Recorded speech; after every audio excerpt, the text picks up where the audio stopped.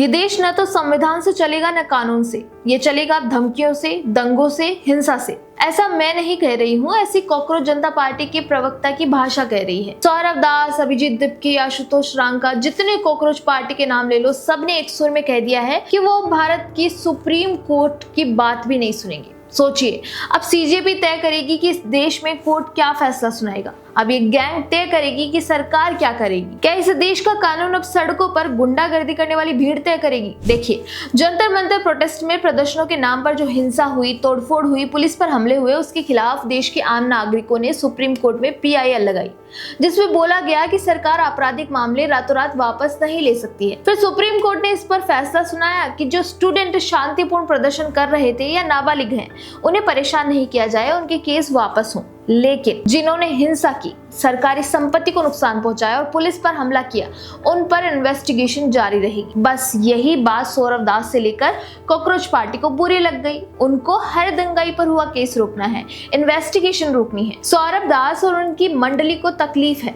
उनकी तकलीफ यह है कि सुप्रीम कोर्ट ने पुलिस को अपराधियों पर जांच जारी रखने की इजाजत क्यों दे दी। सवाल तो यह है कि सौरभ दास क्रिमिनल्स को बचाने के लिए इतने उतावले क्यों हैं? क्या सुप्रीम कोर्ट के फैसले पर सौरभ दास ने जो आपत्ति जताई, उसे सुनकर कोई भी हैरान रह जाएगा। उनका रोना यह है कि केंद्र सरकार ने उनको आश्वासन दिया था कि सभी FIR वापस ले ली जाएंगी और उसी भरोसे पर उन्होंने प्रोटेस्ट खत्म किया था। इसी आधार पर सौरभ दास ने सीधे देश की सबसे बड़ी अदालत के अंतरिम आदेश को अबनॉर्मल करार दे दिया। उन्होंने कहा कि केंद्र सरकार दबाव बनाए सुप्रीम कोर्ट पर कि ये आदेश वापस लिया जाए। मतलब केंद्र सरकार सुप्रीम कोर्ट के खिलाफ जाए, वो भी कॉकरोचों की मांगों के लिए।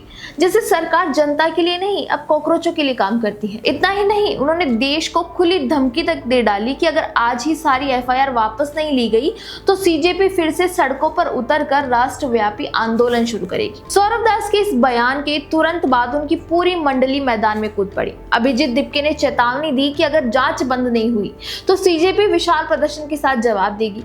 वही आशुतोष रांका ने तो SFI की नेता आयशी घोष को बचाने के लिए सीधे सीधे धमकी दे दी कि अगर आयशी घोष को हाथ भी लगाया तो सरकार ऐसा विरोध प्रदर्शन देखेगी जो उसने पहले कभी नहीं देखा होगा। आप खुद सोचिए, क्या ये किसी लोकतांत्रिक आंदोलन की भाषा है या फिर सीधे सीधे देश की न्यायपालिका और प्रशासन को ब्लैकमेल करने की कोशिश? जिस सौरभ दास को खुद वकील होने का दावा है, क्या उसे इतना नहीं पता कि सरकार सुप्रीम कोर्ट के आदेश को मानने के लिए संवैधानिक रूप से बाध्य है? फिर भी वो सरकार पर दबाव बना रहे हैं कि सरकार खुद कोर्ट में जाकर अपने ही आदेश को पलटवाए। ये मांग है या धमकी? क्या ये देश हिंसक भीड़ को बिना जांच के बरी करने का चलन शुरू कर दे? अब जरा सौरभ दास और इस पूरी गैंग की दोहरी मानसिकता को गहराई से देखिए। जो इंसान खुद दिन रात जनहित याचिका यानी PIL सर्किट का हिस्सा है, उसी पर TRP कमाता है, क्या वो अब ये चाहता है कि देश में कोई नागरिक PIL न दाखिल करे? सौरभ दास को इस बात से शिकायत है कि आम नागरिकों ने अदालत में PIL क्यों दायर की, जिसकी वजह से सुप्रीम कोर्ट ने ये आदेश दिया। हम इनसे पूछना चाहते हैं कि क्या ये देश केवल CJP और सरकार के आपसी समझौतों से बना है? अगर सरकार ने CJP को कोई राजनीतिक आश्वासन दे भी दिया तो क्या देश के किसी स्वतंत्र नागरिक के पास ये बेसिक राइट नहीं है कि वह अदालत जाकर उस फैसले और कानून के शासन पर सवाल उठा सके?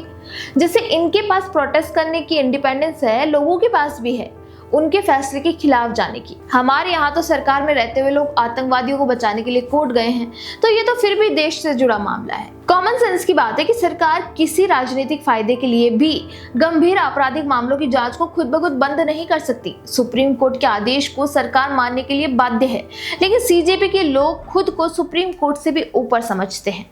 ये कौन से संविधान से ऐसी छूट लेकर आए हैं? कल को इनको जो भी खिलौना पसंद आएगा उसके लिए ये आंदोलन की धमकी देंगे। इन वामपंथियों का सपना है कि देश में पूरे साल जंतर मंतर पर बैठकर लोग डफली बजाते रहें, दंगे करते रहें।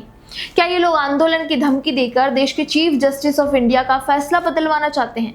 सौरभ दास जैसे खुद तो फील्ड वकील हैं ही, वो इस देश के लोकतंत्र और कानून व्यवस्था को भी अपना गुलाम समझते हैं। अब आप खुद सोचिए कि शुरुआत में जब विरोध प्रदर्शनों में हिंसा और पुलिस पर हमले की खबरें आई तो यही लोग बोल रहे थे कि हिंसा करने वाले लोग BJP और RSS के घुसपैठिए हैं, वे स्टूडेंट नहीं है। लेकिन आज जब पुलिस और कोर्ट उन्हीं हिंसक तत्वों पर निष्पक्ष जांच की बात कर रही है तो ये अचानक कहने लगे कि वे सब तो स्टूडेंट हैं, हमारे लोग हैं, उन पर से सारे केस हटा दो।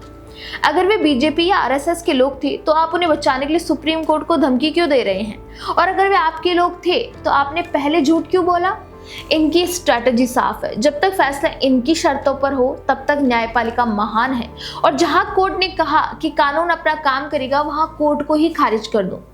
असल में इस पूरी छटपटाहट के पीछे जिस चेहरे को बचाने की कोशिश हो रही है वह है आयशी घोष और उनका संगठन एसएफआई यानी स्टूडेंट्स फेडरेशन ऑफ इंडिया।